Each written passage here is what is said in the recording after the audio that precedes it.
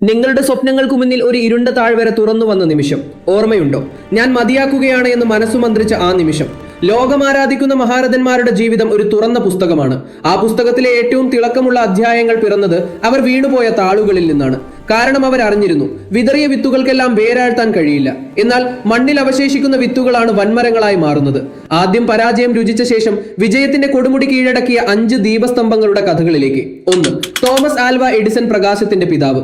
Edison ഒരു ബൾബിനായി 1000 തവണയല്ല 10,000 തവണ അദ്ദേഹത്തിന് അഗ്നി പരീക്ഷണം നേരിടേണ്ടി വന്നു. വിദ്യാലയം അദ്ദേഹത്തെ ഒന്നിനും കൊള്ളാത്തവൻ എന്ന് മുദ്രകുത്തി പുറത്താക്കി. പക്ഷേ അദ്ദേഹം പരാജയത്തെ ഒരു പാഠശാല മാത്രമായി കണ്ടു. വിജയമുറപ്പുള്ള ഒരൊറ്റ വഴി കണ്ടെത്തുന്നതിന് മുൻപ് പ്രവർത്തിക്കാത്ത 10,000 വഴികൾ പഠിച്ചെടുക്കുകയായിരുന്നു ഞാൻ എന്ന് അദ്ദേഹം ലോകത്തോട് വിളിച്ചു പറഞ്ഞു.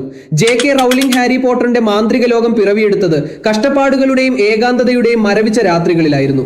വിവാഹബന്ധം വേർപിരിഞ്ഞ് വിഷാദത്തിന്റെ ആഴങ്ങളിൽ ഒറ്റപ്പെട്ടുപോയ ഒരമ്മ. അവരുടെ കയ്യിലെ എഴുത്തുപ്രതി 12 പ്രസാധകർ നിഷ്കരണം വലിച്ചെറിഞ്ഞു. ആ നിമിഷം അവർക്ക് സ്വയം ഉപേക്ഷിക്കാമായിരുന്നു. പക്ഷേ ആ നോവലിൽ സ്വയം വിശ്വസിക്കാൻ അവർ കാണിച്ച ധീരത, അതാണ് ചരിത്രത്തെ തിരുത്തി എഴുതിയത്. പുറം ലോകം നിങ്ങളെ തള്ളി പറയുമ്പോഴും നിങ്ങളുടെ ഉള്ളിലെ അഗ്നി കെട്ടുപോകാതിരിക്കട്ടെ. 3. Abraham Lincoln. അമേരിക്കൻ ചരിത്രത്തിലെ ഏറ്റവും പ്രക്ഷുബ്ധമായ കാലഘട്ടത്തിൽ രാജ്യത്തെ നയിച്ചവൻ. എന്നാൽ ലിങ്കന്റെ രാഷ്ട്രീയ ജീവിതം ഒരു ചുവന്ന പരവതാനിയായിരുന്നില്ല. ഓരോ തിരഞ്ഞെടുപ്പിലും അദ്ദേഹം വീണു, വീണ്ടും എഴുന്നേറ്റു, വീണ്ടും വീണു. അദ്ദേഹത്തിന്റെ പരാജയങ്ങൾ ഒരു നീണ്ട പട്ടികയായിരുന്നു. പലരും അദ്ദേഹത്തെ പരിഹസിച്ചു. പക്ഷേ ഓരോ വീഴ്ചയും അദ്ദേഹത്തെ ലക്ഷ്യത്തിലേക്ക് കൂടുതൽ അടുപ്പിച്ചു. കാരണം മനുഷ്യന്റെ മനസ്സുറച്ചാൽ ഒരു പരാജയത്തിനും അവനെ ബന്ധനസ്ഥനാക്കാൻ കഴിയില്ല. Walt Disney. ഭാവനയില്ല, വിദൂരമായ ആശയങ്ങളാണ് എന്ന് പറഞ്ഞ് സ്വന്തം തൊഴിലുടമ പിരിച്ചുവിട്ട ഒരു യുവ ചിത്രകാരൻ. ലോൺ ചോദിച്ചെത്തിയ ബാങ്കുകൾ അദ്ദേഹത്തെ കളിയാക്കി ചിരിച്ചു. ലോകം അദ്ദേഹത്തിന്റെ സ്വപ്നങ്ങളെ കണ്ടില്ലെന്ന് നടിച്ചു. Mickey Mouse. ഇന്ന് ലോകമെമ്പാടുമുള്ള കുട്ടികൾ ചിരിക്കുന്നത് ആ യുവ ചിത്രകാരന്റെ ഭാവനയിലാണ്. വിമർശനങ്ങൾ ഒരു കൊടുങ്കാറ്റ് പോലെ വന്നാലും സ്വന്തം കാഴ്ചപ്പാടിൽ ഉറച്ചു നിൽക്കാനുള്ള ധൈര്യമാണ് ഡിസ്നിയുടെ മാന്ത്രിക വടി. OV വിജയൻ, നമ്മുടെ മലയാള സാഹിത്യത്തിന്റെ ആത്മാവ്.